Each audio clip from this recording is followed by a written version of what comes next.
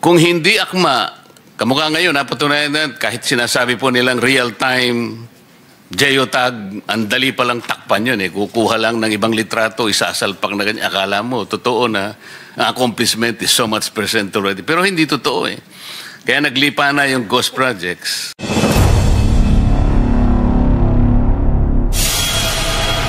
Mr. Sala, unahin na kita.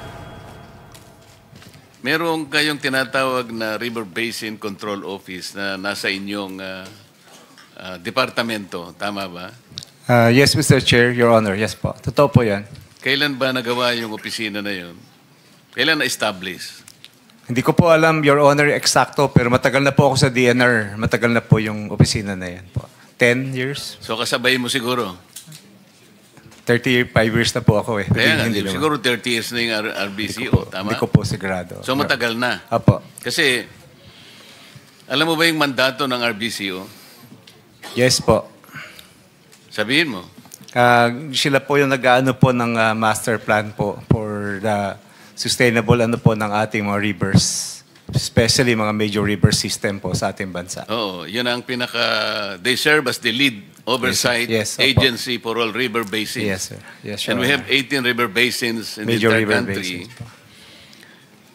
At ini-integrate nila yung mga national plans and programs of flood control. Yes, Your Honor. Including environmental protection. Yes, Your Honor. Napaka-importante ng kanyang mandato, tama?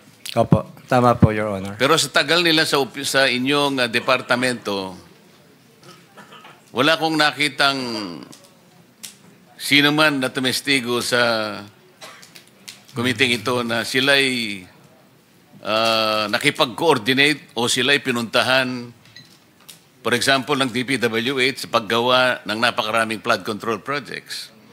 Kasi kung hindi mo isasaalang-alang ang mandato nito na siya pala yung gagawa ng master plan to integrate a comprehensive master plan, lahat ng gagawin ng DPWH, mula ng pagdating ni Ferdinand Magellan sa ating bansa hanggang ngayon, walang mangyayari sapagkat hindi sila konektado. Tama?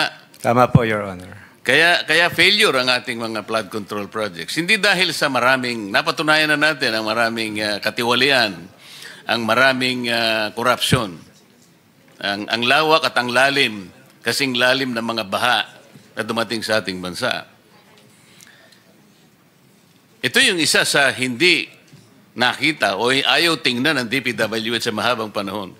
Paano kayo makapaglalatag ng matino at katanggap-tanggap at makakapagprotekta sa mga komunidad ng ating bansa kung hindi sila integrated? Yung 18 river basins ay dapat isinaalang-alang para katanggap-tanggap. At saka talagang makakapagprotekta siguro ng karamihan ng ating mamamayan, kung hindi man lahat. So bakit nandyan pa yung River Basin Control Office? Anong ginagawa nito? Kung wala naman palang, walang pakinabang.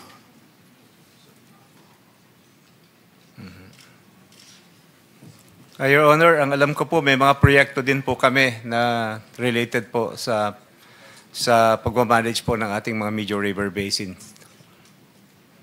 Ang DNR. Ito nga yung major na mandato niya, hindi niya ginagawa. Ano sa palagay mo ang ginagawa nila? Naghahanap ng mga daga? Mga ipis? Ito po yung problema, Mr. Chair. Napakarami. Halimbawa po yung IMS, ito yung Information Management System ng DPWH.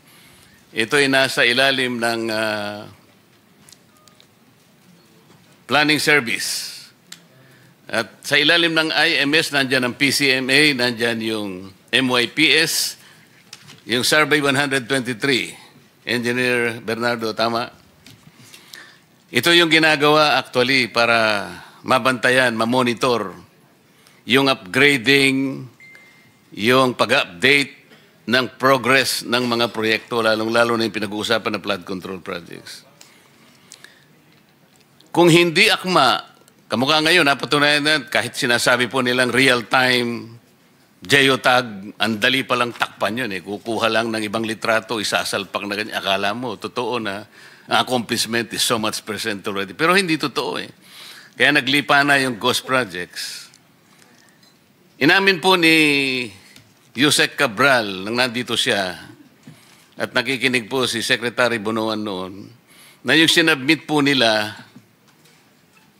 na naging sumbong sa Pangulo ay base sa MYPS. Ito yung multi-year projects system. Ang dapat sana palang ibinigay nila ay yung PCMA na kahit papano ay medyo malapit-lapit sa katotohanan. Gumawa po kami ng pagsusuri dito sa dalawang application na ito, Mr. Chair. Nag-random po kami sa napakaraming mga projects. Easily, lumitaw po sa pagsusuri namin. Wala pang isang araw, 14 po na projects na hindi magkakatugma po yung coordinates. Isang maliit na difference lang either sa X or sa Y.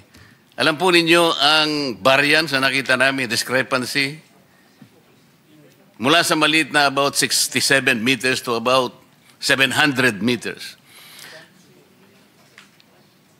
Yusek Bisnar, sa harap ng napakalaking deviation ng mga coordinates, gusto po namin matukoy talaga kung ilan ang bilang ng ghost projects.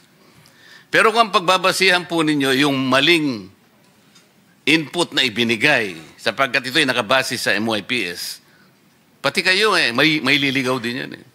Di ko alam kung paano nyo gagawin. Ito nga po hindi talaga real time eh. Walang satellite pala ang DPWH. Kaya nga, nung pagdinig ng Philippine Space Agency, na imungkahi nga namin, tulungan mo na nga ang DPWH. Baka kayo, makakonekta kayo talaga ng direkta ng satellite. Kasi po yung pag-update ninyo, Yusek Bisnar, once a month, at the end of every month. So yung galaw lang ng isang kakasangkapan lang ng encoder, yung inyong project manager doon sa baba, pipihit niya lang. Wala na, sarado na yun. Paano nyo susubaybayan lahat ito? Pinag-uusapan natin halos 9,000 flood control projects. Sa harap po ng katotohanan, napakaraming applications. Meron pa po kayong CPES. Yung CPES nyo ay Constructors Performance Evaluation System. Na kung saan tinitingnan ninyo ang bawat aspeto, kung sino talagang magaling gumawa, kung sino. Pero lahat ng ito nawala na sa isay. Yung lalim, yung lawak, ang nakita nating katiwalian at corruption, hindi na mapasusubalian kahit kailan.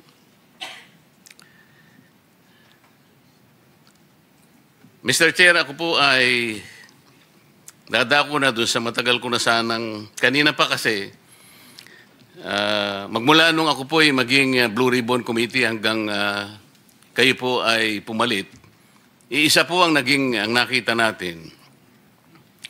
Hanggang ngayon, nakita natin yung sa pamagitan ng testimonies ang napakarami pong tinawag natin dito. Wala pong kokontra na talagang ang lalim ng katiwalian at korupsyon na na-establish po natin. Mali-malitang pera po ang nagpalitan ng kamay dito. Tinitingnan ko po yung ating Senate Blue Ribbon Rules. May I refer to Section 5, o Article 5, Section 3, Mr. Chair. Dito po yung sinasabi, reports on bills and resolutions. Where evidence of malfeasance, misfeasance, and nonfeasance is uncovered in the course of the committee's investigation, the matter may be referred to the Ombudsman or to the DOJ or to any appropriate agency as the case may be. Sa opinion ko po, ay palagay ko tama na po na mula dito ay i-repair na po nating lahat. Sapagkat yun po yung ating tuntunin. Nandito nga po yung ating Prosecutor General hindi ko pa nga alam ba't nandito siya sapagkat i-repair naman namin sa inyo Ito po yung tuntunin dito Hindi kami makikipag-compete sa inyo sapagkat kami strictly in aid of legislation. We have come across this problem, the magnitude, no one can deny. And jurisprudence pa nga ho, Mr. Chair, Neri versus Senate, ito po yung sinasabi. Should respondent committees uncover information related to a possible crime in the course of their investigation, they have the constitutional duty to refer the matters to the agency or branch of government. Lahat po ng ito ay hinugna para i-repair either sa DOJ, sa Ombudsman, sa nating National Prosecution Service. Sinasabi pa po, while it may be a worthy endeavor to investigate the potential culpability of high government officials, including the President, in a given government transaction, it is simply not a task for the Senate to perform. The role of the legislature is to make laws, not to determine anyone's guilt of a crime or wrongdoing. Our Constitution has not bestowed upon the legislature the latter's role. Just as the judiciary cannot legislate, neither can the legislature adjudicate or prosecute. So the legislature remains to be an instrument for legislating laws. We cannot adjudicate, we cannot prosecute.